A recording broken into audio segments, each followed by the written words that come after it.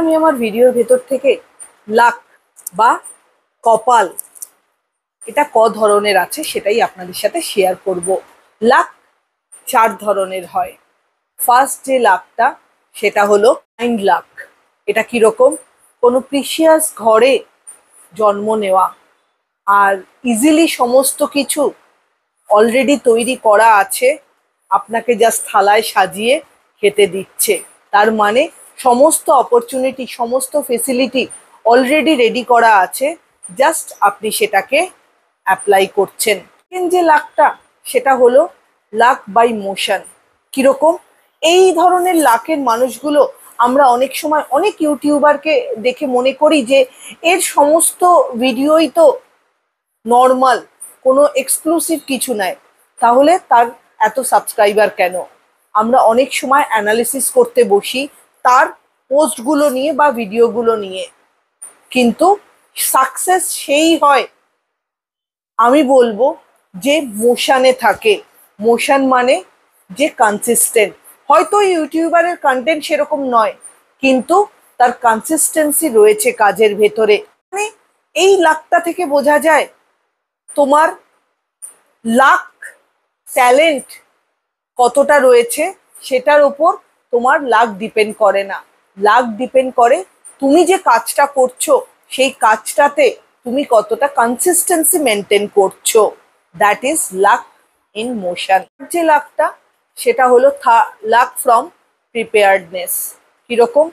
ধরুন অনেক সময় হয়, এই যে শীতকাল আসছে, হয়তো যে কোনো সময় আপনার ফ্লাইট, আপনি হয়তো সকালবেলা আর্লি মর্নিং ফ্লাইটটা বুক করেছেন, যে গিয়ে হোটেলে গিয়ে ফ্রেশ হয়ে তারপরে আপনি মিটিংয়ে যাবেন, কিন্তু দেখা গেল আপনার টোটাল ফ্লাইটটাই শীতের জন্য, কুয়াশার জন্য ডিলে হয়েছে।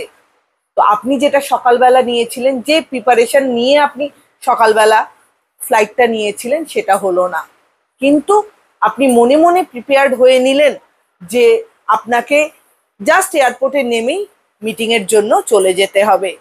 তো সেক্ষেত্রে আপনি আগে থেকেই প্রিপেয়ার্ড হয়ে নিয়েছিলেন যে আপনি জাস্ট এয়ারপোর্টে নামবেন এবং আপনার 9:30টায় ফ্লাইটটা ছাড়লো, যেটা একদম পিন পয়েন্টে আপনি যখন নামলেন, সেখান থেকে আপনি যখন মিটিং রুমে পৌঁছলেন, তখন জাস্ট মিটিংটা শুরু হচ্ছে এবং আপনি অলরেডি প্রিপেয়ার্ড ছিলেন যে কিভাবে প্রেজেন্টেশন দেবেন বা কিভাবে মিটিংয়ে কোন কোন এজেন্ডা নিয়ে কথা বলবেন।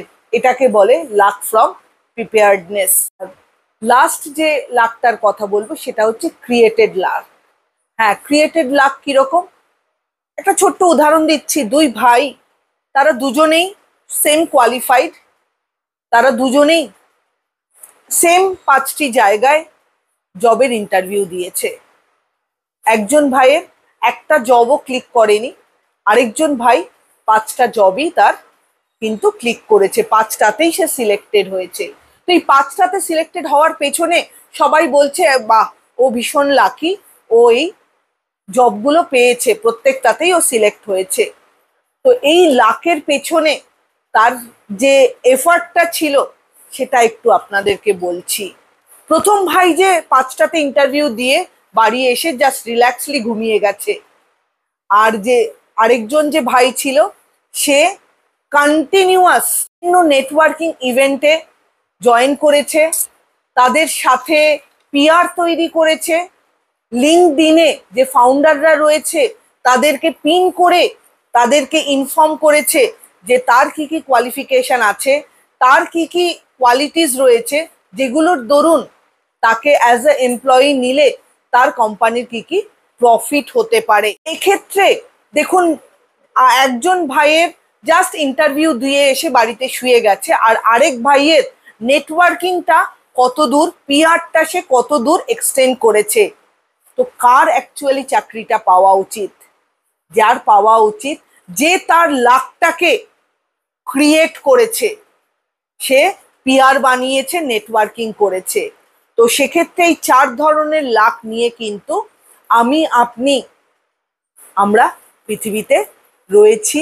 তার মধ্যে থেকে আমাদের ব্লাইন্ড লাক ছাড়া বাকি যে 3টে লাক রয়েছে সবটাই কিন্তু আমাদের হাতে। শুধু কপালের ওপর দোষ দিয়ে বসে থাকবেন না। কর্ম করে যান, অবশ্যই ফল আসবে। কেমন লাগলো অবশ্যই আমাকে জানাবেন। ভালো লাগলে চ্যানেলটা লাইক অ্যান্ড সাবস্ক্রাইব করে দেবেন। সবাই ভালো থাকবেন, সুস্থ থাকবেন।